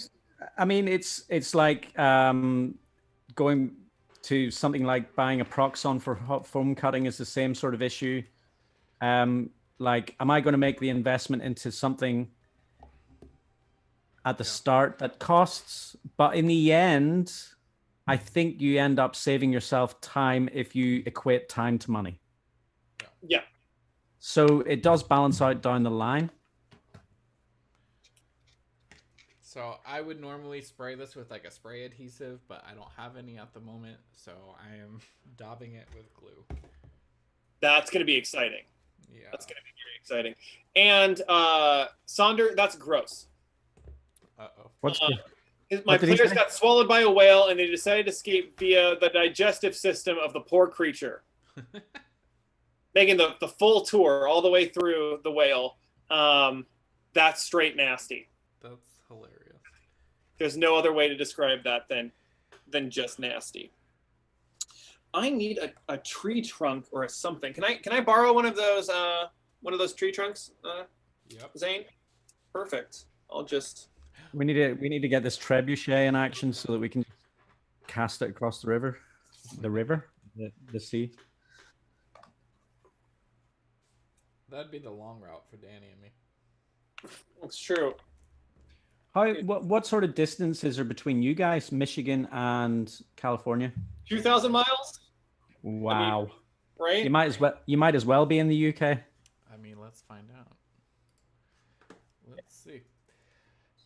Google.maps.com.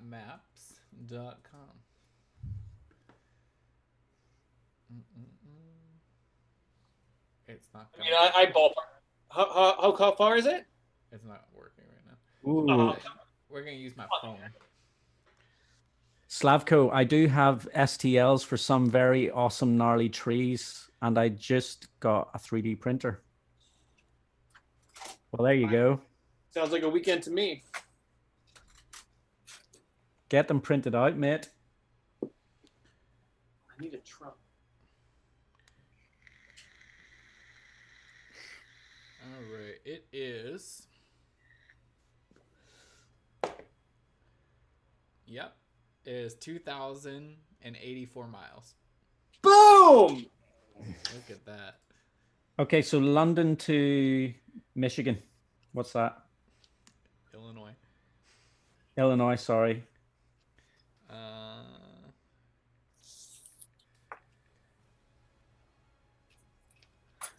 mean, the sun's going down here. Oh no, my headphones are dying. It said, can't find a way. Can't make that drive. Yeah. Yeah, don't know. Let's see. We'll do a flight. Let's try that. That's looking cool, man. It's getting there. I do really like this tree. It gives, I think that this gives a really nice old man willow kind of look to the tree trunks. Yeah, for sure. Ready? 3,945 miles. Wow. So about almost double.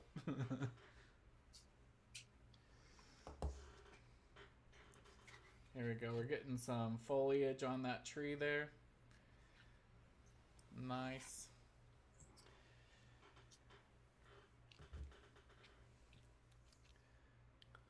Let's get that chat back up. There it is.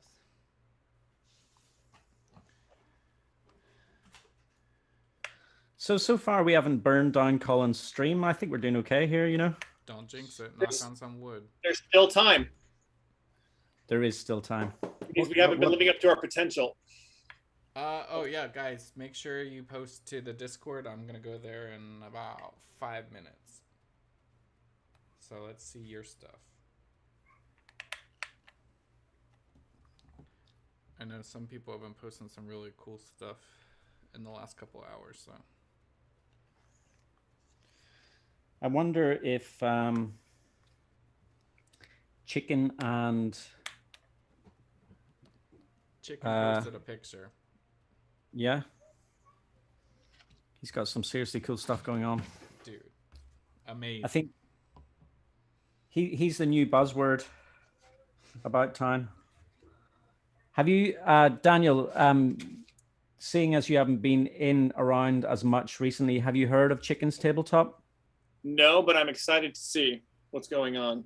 Really good stuff. He enjoyed So, hanging out yesterday. In person. In person. Yeah, they're having a crafting weekend in Germany. Yeah. Chicken is based in Germany. How fun. Jared drove over there 400 miles apparently from where he lives. We're doing a great educational geography stream today. Yes, that's the whole point of the stream. Okay. So yeah, I would definitely suggest doing spray adhesive, but I think it's working. So That's looking really good, man. thank you.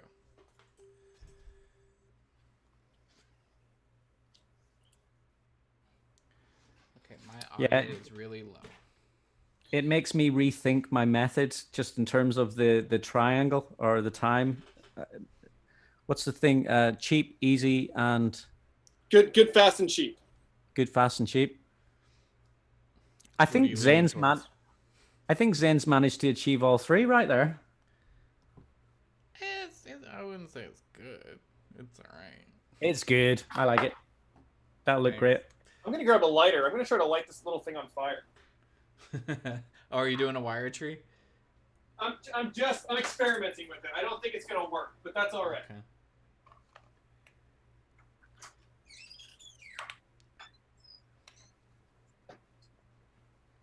But yeah, let's get that stuff in the Discord, folks.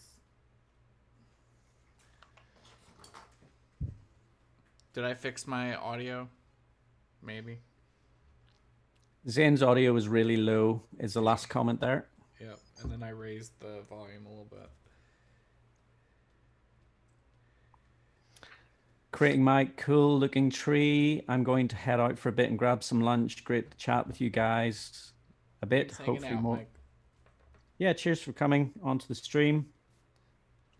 Yeah, I mean, to anyone out there, Creating Mike has got a YouTube channel called Creating Mike, so go and check him out. He's got some videos he's been posting up recently. Mm-hmm. There's a cool tankard that he made with foam and a glass. I enjoyed that video. I mean, he renovated a bus, didn't he? I think it's one of his videos. I didn't see that. That sounds cool. I hope that's the right person. If it's not, sorry. He also did a similar. He also did the Riddles in the Dark diorama, but like, I mean, he did a different thing to you. Yeah, definitely. He created more. I mean, mine's circular because it's based on the design challenge, but he definitely made it in a whole cave, like with stalactites and all that stuff. Yep. That sounds cool. They are still saying that you're pretty quiet, Zane, and I'm thinking of just mic placement, right? It could be. I just raised it a little bit more. Okay.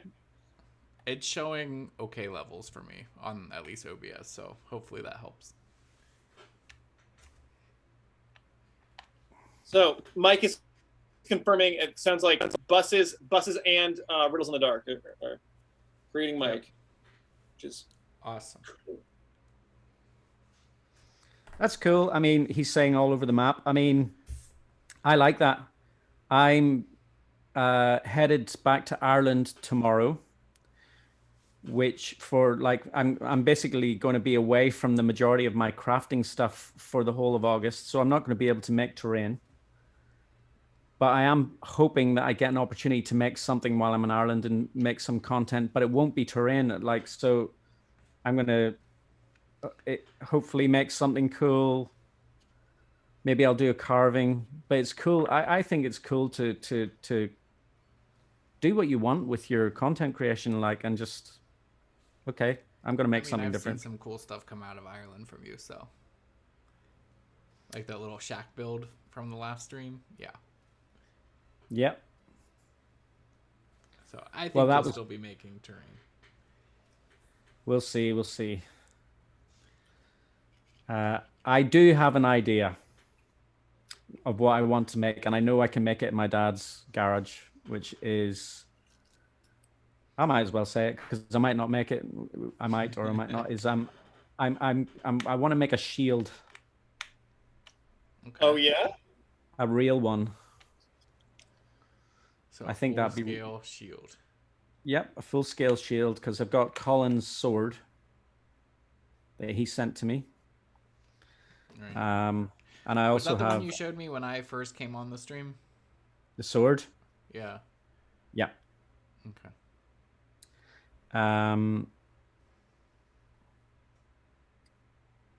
We'll see. I mean, we'll see if I end Slavko up says making. to bring your carving knives. Oh yes, I will not be forgetting the carving knives for sure. 100%. Nice. All right, guys, There's I am heading over to the Discord. You can keep talking. That's Going fine. to nice. Bob? I'm going to head over as well because I don't want to be seeing a delayed version of what you're looking at. And I always see a delayed version, and I'm going to just accept that. So all of my Oohs and Ahs will be one post behind for anybody who's watching right now.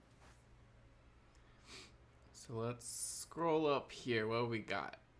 Let's see. We got some cool stuff going on. So here is Gerard and Chicken. I didn't realize Chicken was so tall unless Gerard's sitting down, but wow. He's got a great hairstyle as well. It's like mine. That's why we get along. Oh, what has Stefano got here? Oh, that's really cool. I think this is his most recent tutorial. And this goes with today's stream. So here's more trees. Forest scatter here. That's looking like some dark enchanted forests kind of shit going on there. Heck yeah.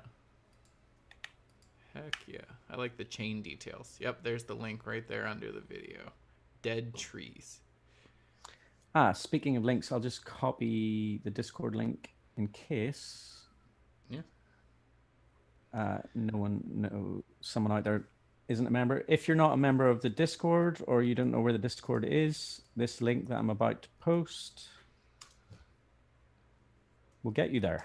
Yeah, jump in. It's a good community, fun people. Helpful, really friendly. Those are cool. Now, this is Richard Quiner. This actually was the original diorama that I rolled for and got. He made the Gathering of the Ents. And I'm glad he made it because I would have not made something like this. I think this looks really cool. And this also goes with the forest terrain theme of today. Wow. Yep. Love all that on brand. Good job, everybody. That's really cool, man. Very cool. So, like we said at the beginning of the stream, this is for that Lord of the Rings diorama challenge, but this was made by Richard, who is getting married. And so all these dioramas are going to him and are going to be displayed for his wedding. The centerpieces on the table, which means that he's marrying a person who's very different than my wife. This would not have flown. Wow. So here is Chicken's build. I think this is what he made with Gerard, or at least while Gerard was there, and that's freaking cool. He's freaking cool. Look at the details. And like Gerard says that he's like a super fast crafter, and if Gerard's saying that, he's got to be super fast because he made that during the stream. Well, we all know that Gerard is a bit of a beast. Yeah. Gerard's super fast. That's super impressive. That's great texture work. I mean, amazing. Oh, here's Carl. This is what his cookie turned into. His cookie base. That looks really cool. That's a cool model. It looks like his feet are melting into it. I love that. See, all you mini painters, I'm always in awe of your skills. I don't have the patience to do all the little details. Very nice, Carl. Yeah, Carl's a monster. I mean, Carl's one of those guys that's good at kind of everything. Yep. He is. Yep. Oh, Sebastian posted a video. Let's see if it'll play. I think it is. Okay. So, looks like a hellscape. That's cool. See, when I have in-person games, I want to be at Sebastian's level and have all these atmospheric effects. Oh man, like that is so cool to have a room like that where you can get that immersive into your gaming. That is so cool. Amazing. I do not have that capability. Basically, living room or kitchen, few candles at best. I would still love to do a campaign with you, Michael. I'm looking forward to our campaign. Me too. Did you get that one shot off the ground? What's going on? Who's doing that one shot? No, not yet. It's been hard to get everyone in the same place at the same time. We all still want to do it. It will happen. Although I was watching Collin's stream with Wylock the other night, and Wylock started talking about,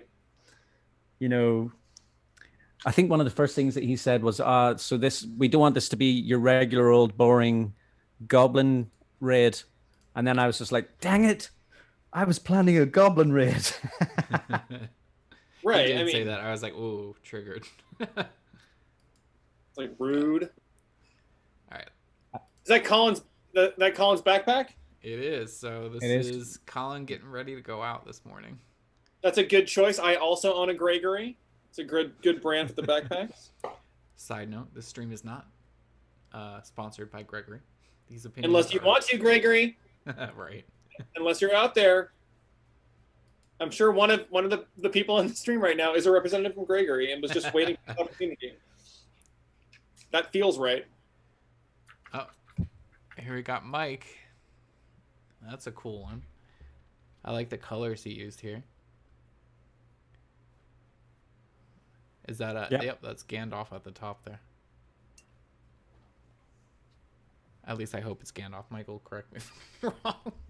Because I think Mike left. But I like that. I love those vines that you made. That's really cool. I like the flowers. Let's see. We got anything in tips and tricks here?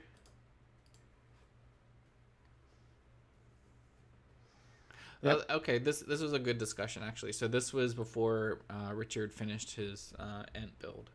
He was asking how people seal flock. And I jumped on and I suggested using a mix of PVA and water. That's what my video for the hedges uses that. It actually uses Geek Gaming Scenics. I can never say his name. His sealer spray. And that's basically all it is. And then on top of that, I also use the acrylic sealer. But I think doing the PVA mixture first helps it, so you don't have the adverse effects of melting the flock. But it was also suggested to use the sealer on it. I use the Geek Gaming Scenics one. I think there's alcohol in that as well for quick drying speed.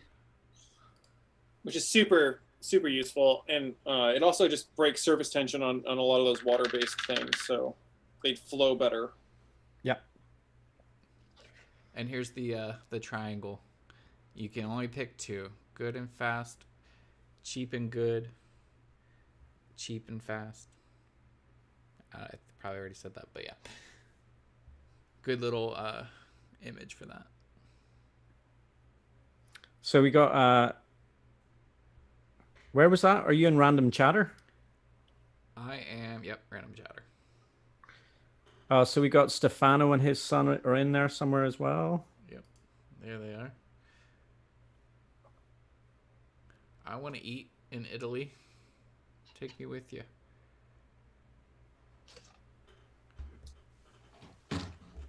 Oh, hold on. My audio just... That's so cool. I mean, I love the fact, like, I love it with Collin and Ben. Crafting with your kid, like, and getting your kid into tabletop crafting at an early age. That's so cool. Heck yeah.